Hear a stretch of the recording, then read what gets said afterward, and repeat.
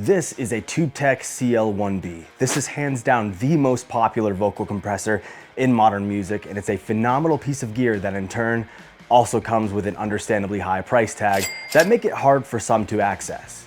I'm a huge analog fan and have used units like the CL1B with some pretty large scale artists, but the digital world is getting incredibly advanced, and I want to see if the KC-1 plugin from Kiive can give us results that are equally amazing, but from the box, and for a fraction of the price. Today I want to put some of my vocals through them with as similar settings as possible, and then we're going to analyze them with you guys, and then at the end of the video I want to show them to the Kiive team in a blind test to see if Kiive can pick out which one is the KC-1 and which one is the TubeTech. So firstly, we're gonna send some vocals into the CL1B, and then we're gonna get it printed into a session that I can then take to my studio, and then we can work with the KC-1 to see if we can get the same results. Also, as a side note, the vocals I recorded for this had 3 to 4 dB of compression with a Warm Audio LA2A clone on the way in, but I would still be using additional compression in the mix stages, so keep that in mind. When I say dry, I mean as tracked and not just straight from a preamp. Dialing in the CL1B, I put it in the fixed mode, which is essentially the easy mode because it gives you a fixed attack and release rather than having to fiddle with those. This is going to help me be a bit more consistent when trying to match the settings between the CL1B and the KC-1. I went for about 7 dB of gain reduction on the first print of the CL1B at a 5:1 ratio. It's also important to note that gear like the CL1B needs regular maintenance, and this one's meter was not currently calibrated and was off by about 1 or 2 dB. As you can see, before any audio feeds into it, it's actually in the negative. So we'll have to compensate for that by having it do about 5 dB of gain reduction on the meter, but it's actually doing 7. And then after that, we did another print where we actually nuked the vocal. We did 10 dB or more of gain reduction because this is going to show how these types of compressors sound and how they're really hard to mess up. So we're going to test this with both. Now that we printed in the CL1B, let's move to my studio so we can mess with the KC-1 and compare. All right, so now that we're in the session, let's load up KC-1, Kiive Audio, Tube KC-1. But before we get to the KC-1, I do want to mention that I do have an instance of ProQ on here where I'm just doing a little bit of a roll off and cutting some low mids. Very standard stuff. I was doing it on the lead dry track that I have here. We use this output to go to the TubeTech, so it is literally the exact same ProQ, just so you guys know. All right, so let's dial in the KC-1. Little things I pushed aside, we're faded in the background, unsettling little lies, we can never back down. You say you're hiding from yourself, escaping from this fiery hell. So there's about 7 dB of gain reduction there. I'm going to flip this high mod option on, and then we're going to switch down to the nuke print that we're going to do. I say print, we're not going to be printing it because there's no reason to, but because it's a plugin. But let's do a one where we absolutely nuke it. Little things I pushed aside, we're faded in the background, unsettling little lies, we can never back down. You say you're hiding from yourself, escaping from this fiery hell. All right, now is the fun part. Let's analyze these. Little things are pushed aside, we're faded in the background, unsettling little lies, we can never back down. Little things are pushed aside, we're faded in the background, unsettling little lies, we can never back down. Little things are pushed aside, we're faded in the background, unsettling little lies, we can never back down.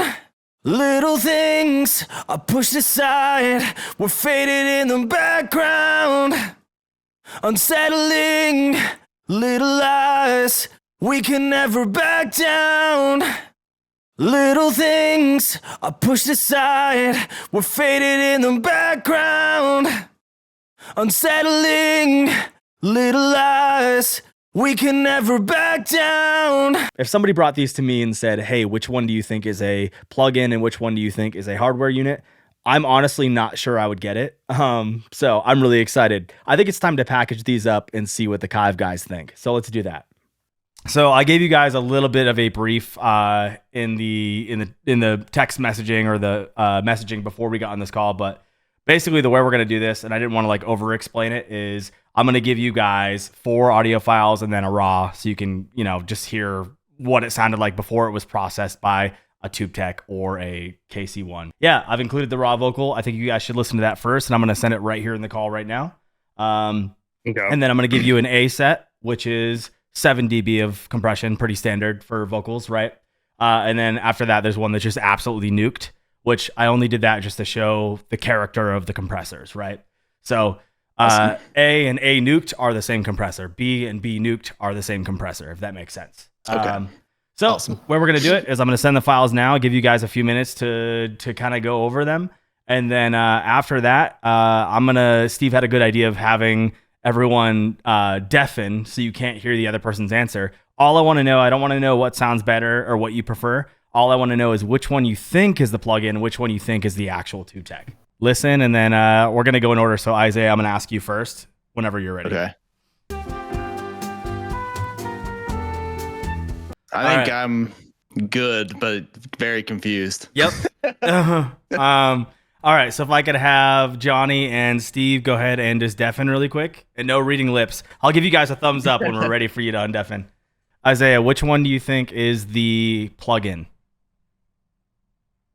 It's hard to say because I think the A and B sounded really similar. The nuke is where I started to think I feel one or the other way. I think B is the hardware. Okay. But I think both sound great to me, but I think if I'm having to guess the more like saturated and a little bit more dense one, that would be the hardware, I think. Yeah, and that's just probably fair to assume based on just how analog works. It was just, I felt like the low mids had maybe a little bit more density, but I think in a mix, maybe some of that even gets EQ'd out. So I think maybe in a full mix context, you probably couldn't tell the difference all that much. For sure. Yeah, I will say there's a reason why I soloed them and I'm sending solo files. Awesome. Yeah, this was a tough one for me too. So, all right, Johnny, can you hear me? Yep. All right. Can you hear me? Yep, I can. Which one do you think was the plugin? So I think that A is the plugin and B is the hardware. Okay. What made you make that choice? Well, I've been working a lot with tube hardware recently, and B has that low mid characteristic that a tube would introduce, but also whenever I got to the nuke examples, I was listening to the high end a lot, and that's what was starting to confuse me on which one was hardware or plugin. So it really could have gone either way for me, but I'm going to lean towards B a little bit more than A. Steve, my man, Okay. which one Yes. do you think, after listening to these critically, do you think is the plugin? It's really hard. It's very, very, very close. I am going to guess that A is the plugin and B is the hardware. Okay. Is there what stood out to you?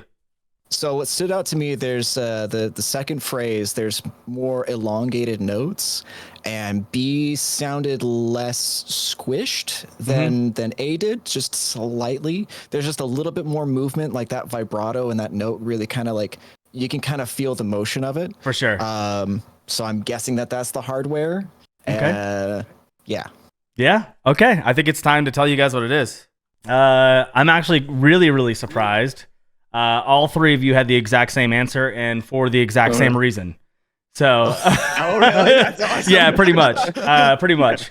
Steve had a little bit of a different answer as to why he picked what he picked. But with that said, everyone said they thought A was the plugin. A was in fact the plugin, and B was in fact the hardware. And what's really interesting is Isaiah made a good point that it was actually really difficult without the nuke file. There's a reason why I did that, because I was having a really hard time even like myself kind of like comparing them, especially in the mix. I will say that it was extremely close though. Yeah. I was teetering. I was like, is he trying to trick me by Well, I was trying not to like putting plug-in first, hardware second. I was like, I bet A is going to be the hardware. I'm getting tricked now. Yeah. I tried to make it so it was, because it's tough. Like if somebody gave me just A and B, I don't think I would be able to do it. I think the nuke one is what gives it away, because the characteristic of actual analog, and it could be like that TubeTech might not even sound the same as another TubeTech. That's the problem. Is like. But the second you crank it, you start to get analog characteristics, the low mids acting different, the sibilants acting way different, right? I love that, like, listening to this, if you told me that A was actually the hardware in a mix, right, I would not have been able to tell you otherwise. Right. Like, I would have been like, oh, okay, cool. Like, just taking it as your word. Like, it is so close that it is almost indistinguishable aside from listening in solo or looking at the waveform. Yeah. Okay, so we keep yapping on here for a while, but this was such a fun experience. I honestly thought I could maybe trick them into second guessing whether or not they were actually hearing true analog coloration or a digital rendition of it. But they actually all guessed which one was the TubeTech, and not for the compression itself, but more so the characteristics you'd expect from passing audio through analog components. During this test, I decided to send them the solo files to analyze because, as someone who doesn't have stake in the game, I actually found it near impossible to pick them out in the mix, and the only giveaway to me was the sibilance and how it differed between the two. Both compressors sounded really damn good, but I'm excited to hear your thoughts in the comments below, and if you want me to do more of these, please let me know. Thank you all so much for watching. This was a really, really fun video to do. And thanks to Kiive for having me. We want to know what you guys think in the comments. So be sure to let us know how you thought these compressors sounded. And be sure to like and subscribe, and we'll be seeing you in the next video. Peace out.